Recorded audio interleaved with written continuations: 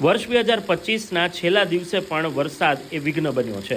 એક તરફ લોકો 31 ડિસેમ્બરના સેલિબ્રેશનના પ્લાનમાં હતા, લોકોએ અલગ અલગ પાર્ટી જે આયોજિત થઈ હતી પાર્ટી પ્લોટ્સની અંદર તેના મોંઘાદાટ પાસ પણ લીધા હતા, પરંતુ હવે વરસાદે જ્યારે રાજકોટમાં સાંજે 5 વાગ્યે ધબધબાટી બોલાવવાની શરૂઆત કરી તો જે લોકોએ પાસ લીધા હતા તે ટેન્શનમાં આવી ગયા, મૂંઝાઈ ગયા કે હવે આપણા સેલિબ્રેશનનું શું થશે, કારણ કે કદાચ આ વરસાદના કારણે પાર્ટી પ્લોટની અંદર પાણી પણ ભરાઈ ગયા હોય।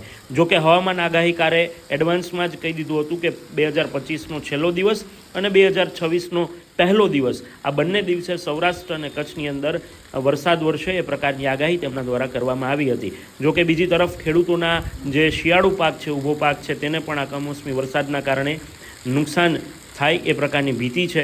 એટલા માટે કંઈ ખુશી કંઈ ગમ જેવું આખું વાતાવરણ છે।